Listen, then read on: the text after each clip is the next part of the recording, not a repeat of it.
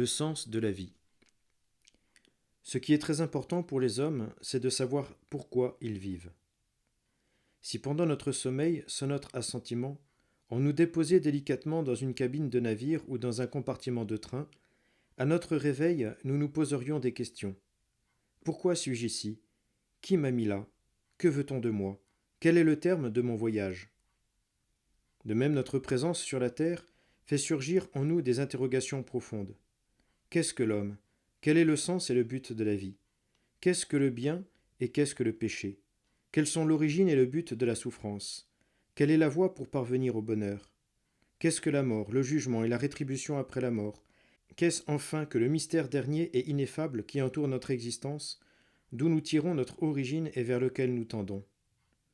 Dieu seul, qui a créé l'homme à son image et l'a racheté du péché, peut répondre à ces questions en plénitude, dit le Concile Vatican II.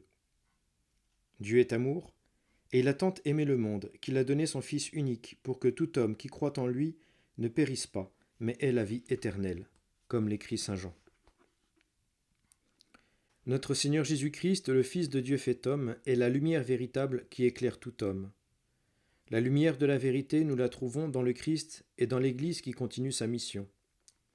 L'Église croit que le Christ, mort et ressuscité pour tous, offre à l'homme, par son Esprit Saint, lumière et force pour lui permettre de répondre à sa très haute vocation. Elle croit qu'il n'est pas sous le ciel d'autre nom donné aux hommes par lequel ils doivent être sauvés. Elle croit aussi que la clé, le centre et la fin de toute histoire humaine se trouvent en son Seigneur et Maître. Quand l'apôtre Philippe eut appris à Nathanaël qu'ils avaient trouvé le Messie, fils de Joseph de Nazareth, Nathanaël répondit : « De Nazareth peut-il sortir quelque chose de bon ?» Alors Philippe n'eut qu'un argument : « Viens et vois. » Et Nathanaël, ayant connu le Christ, crut et l'aima. Écoutons le Seigneur qui nous appelle. Venez et voyez, cherchez et vous trouverez, frappez et il vous sera ouvert. Je suis la lumière du monde, je suis la voie, la vérité et la vie. Disposition d'âme requise en face du problème de la vie. L'homme doit chercher la vérité, avoir une intelligence continuellement en éveil, prête à accepter la vérité quelle qu'elle soit et d'où qu'elle vienne. Il faut aller à la vérité de toute son âme, dit saint Thomas d'Aquin. Il faut ensuite vouloir suivre la vérité, malgré les sacrifices qu'elle exige. Dans l'Évangile, l'apôtre saint Jean nous dit « La lumière est venue dans le monde et les hommes ont mieux aimé les ténèbres que la lumière, parce que leurs œuvres étaient mauvaises. En effet, quiconque fait le mal hait la lumière, et ne vient pas à la lumière, de peur que ses œuvres ne soient dévoilées. Mais celui qui agit dans la vérité vient à la lumière, pour qu'il apparaisse au grand jour que ses œuvres sont faites en Dieu. Tu rechercheras le Seigneur ton Dieu, dit Moïse, et tu le trouveras si tu le cherches de tout ton cœur et de toute ton âme. Dieu a mis assez de signes dans ses œuvres pour se faire reconnaître à ceux qui le cherchent avec humilité et sincérité. Mais ceux qui sont mal disposés risquent de s'aveugler et de ne pas voir. Dans l'accomplissement de sa mission, Jésus a rencontré des hommes incrédules. Dans l'Évangile, saint Jean nous dit « Bien qu'il eût opéré tant de signes en leur présence, ils ne croyaient pas en lui. Ainsi s'accomplit pour eux la prophétie d'Isaïe. Vous aurez beau entendre, vous ne comprendrez pas. Vous aurez beau voir, vous n'apercevrez pas. C'est que l'esprit de ce peuple s'est épaissi. Ils se sont bouchés les oreilles, ils ont fermé les yeux, de peur que leurs yeux ne voient, que leurs oreilles n'entendent, que leur esprit ne comprenne, qu'ils ne se convertissent, et que je ne les guérisse. » De peur qu'ils ne se convertissent et que je ne les guérisse. Voilà la raison de leur endurcissement. Ils ne veulent pas guérir. Ils ne veulent pas comprendre pour n'avoir pas à changer de vie. Ils préfèrent demeurer dans leur péché plutôt que retrouver leur âme pure et libre de fils de Dieu. Si notre évangile demeure voilé, dit saint Paul, c'est pour ceux qui se perdent qu'il est voilé, pour les incrédules, dont le Dieu de ce monde, c'est-à-dire Satan, a aveuglé la pensée, afin qu'ils ne voient pas resplendir l'évangile de la gloire du Christ, qui est l'image de Dieu. Dans une prière à son Père, Jésus s'exprima ainsi : « Je te bénis, Père Seigneur du ciel et de la terre, d'avoir caché cela aux sages et aux habiles, et de l'avoir révélé aux tout petits. » Jésus dit encore : « Bienheureux les cœurs purs parce qu'ils verront Dieu. Nous devons purifier notre cœur et notre regard pour découvrir la lumière des vérités divines et pour rencontrer Dieu qui nous cherche beaucoup plus que nous ne le recherchons nous-mêmes. Enfin, pour trouver Dieu, il faut prier. Demandez, dit Jésus, et l'on vous donnera. Cherchez et vous trouverez. Frappez et l'on vous ouvrira. Car quiconque demande reçoit, qui cherche trouve, et à qui frappe on ouvrira. Saint Augustin faisait monter vers Dieu cette belle prière. Mon Dieu, donne-moi la lumière pour connaître ta sainte volonté, et donne-moi la force de l'accomplir. Savoir accepter le mystère. Dans la recherche de la vérité, dans la recherche de Dieu, les hommes doivent être accueillants au mystère. Lorsqu'on aborde le domaine des vérités révélées par Dieu et enseignées par l'Église, il faut s'attendre à rencontrer du mystère.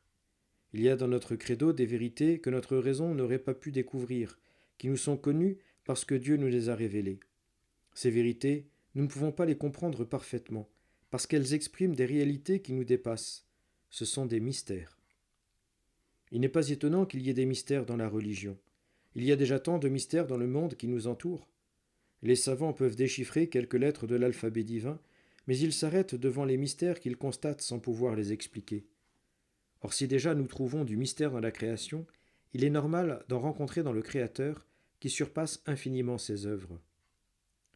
Et alors même qu'il n'y aurait pas de mystère dans les sciences humaines, il devrait y en avoir dans la religion, car de même que l'œil de l'homme est trop faible pour fixer le soleil, la raison humaine est trop faible pour comprendre parfaitement, totalement Dieu. Il n'y a que Dieu qui puisse se connaître parfaitement. Si l'homme pouvait comprendre parfaitement, totalement Dieu, Dieu ne serait plus Dieu. Il serait ramené à notre niveau, à notre mesure humaine. Mon Dieu, dit saint François de Sales, vous seriez bien petit si mon intelligence pouvait vous comprendre. Heureusement qu'il y a des mystères dans la religion, dit Charles Nicolle. S'il n'y en avait pas, je me méfierais. Je craindrais qu'il n'y ait là qu'une construction artificielle de l'esprit humain. Le mystère me rassure. Il est la marque de Dieu. Le chrétien en croyant n'abdique pas les droits de l'intelligence. Il fait un acte raisonnable. Dieu, qui nous a donné la raison, ne nous demande pas d'y renoncer, bien au contraire. Il nous fait savoir par l'Église qu'il n'y a jamais désaccord entre la foi et la raison. Les mystères de notre credo ne sont pas contre notre raison, mais au-dessus de notre raison. Le mystère n'est pas un mur sur lequel on se bute, c'est un océan dans lequel on se perd. Ce n'est pas mystérieux au sens où Dieu nous proposerait des énigmes indéchiffrables, mais au sens d'inépuisable.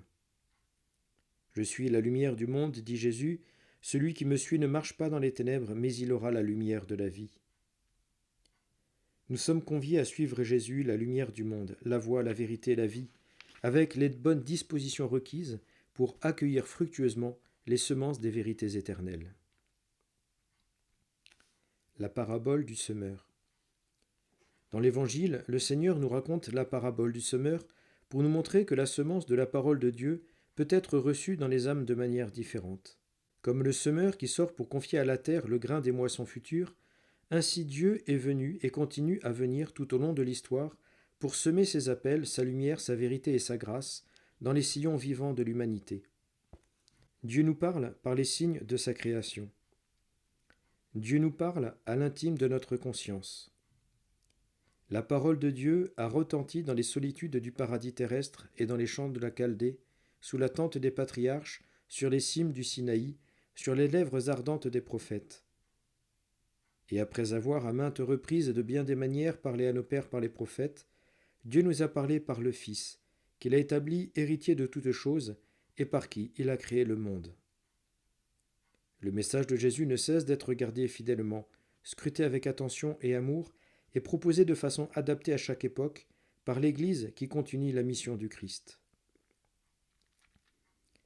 Dans l'Évangile, Jésus nous montre le semeur qui parcourt son champ et d'un geste large sème à profusion la semence, au point que celle-ci tombe en partie sur le chemin ou sur des terrains caillouteux ou pleins d'épines où elle ne peut fructifier. On blâmerait avec juste raison un laboureur qui perdrait sa semence, mais dit saint Jean Chrysostome, il n'en est pas ainsi de nos âmes. Les pierres les plus dures peuvent se changer en une terre fertile, les chemins les plus battus n'être plus foulés aux pieds, ni exposés à tous les passants, mais devenir un champ libre préparé pour la culture. Les épines disparaître, afin que le grain croisse et pousse sans obstacle. En Dieu, il est un amour prodigue qui ne cesse de semer partout. Dieu fait lever son soleil sur les méchants et sur les bons, tomber la pluie sur les justes et sur les injustes, dit Jésus. C'est pour nous sauver que Dieu vient vers nous et nous fait entendre sa voix. Mais il s'adresse à l'homme libre sans forcer son adhésion. Ce qu'il veut, c'est une acceptation d'un amour filial. Les différents terrains où la semence connaît des sorts variés sont le symbole de la diversité d'accueil et de fécondité que le message de Dieu reçoit chez les hommes en vertu de leur disposition. Une partie de la semence, dit Jésus, tomba au bord du chemin, et elle fut piétinée et les oiseaux du ciel la mangèrent. Ceux qui sont au bord du chemin sont ceux qui entendent la parole de Dieu. Ensuite vient le diable, et il ôte de leur cœur la parole pour empêcher qu'ils ne croient et ne soient sauvés. Une autre partie de la semence tomba aussi sur la pierre, et quand elle eut poussé, elle sécha, ne trouvant pas d'humidité. Ceux qui sont sur la pierre sont ceux qui, lorsqu'ils entendent, reçoivent la parole avec joie, mais ceux-là n'ont pas de racines. Ils croient pour un temps, et au temps de l'épreuve, ils abandonnent. Une autre partie de la semence tomba au milieu des épines, et les épines qui poussaient avec elles l'étouffèrent. Ceux qui tombent dans les épines, ce sont ceux qui entendent, mais en cours de route, ils sont étouffés par les soucis, les richesses et les plaisirs de la vie, et n'arrivent pas à maturité. Enfin, le dernier tableau de la parabole est radieux.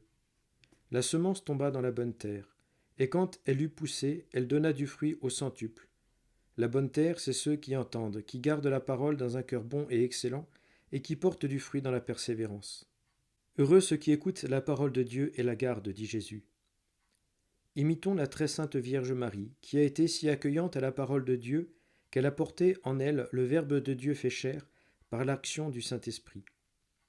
Soyons dociles à la parole de Dieu, à l'exemple de la multitude des saints. C'est la parole de Jésus qui a fait lever cette magnifique moisson de saints, qui sont la noblesse de l'Église et les plus grands bienfaiteurs de l'humanité. Tous, nous devons être de la bonne terre, c'est-à-dire de ces âmes bien disposées, qui reçoivent profondément l'empreinte de la parole de Dieu, la mettent en pratique et qui, par le travail, la patience et la persévérance, portent au maximum des fruits, les fruits des bonnes œuvres que le Seigneur attend de chacune de nos vies.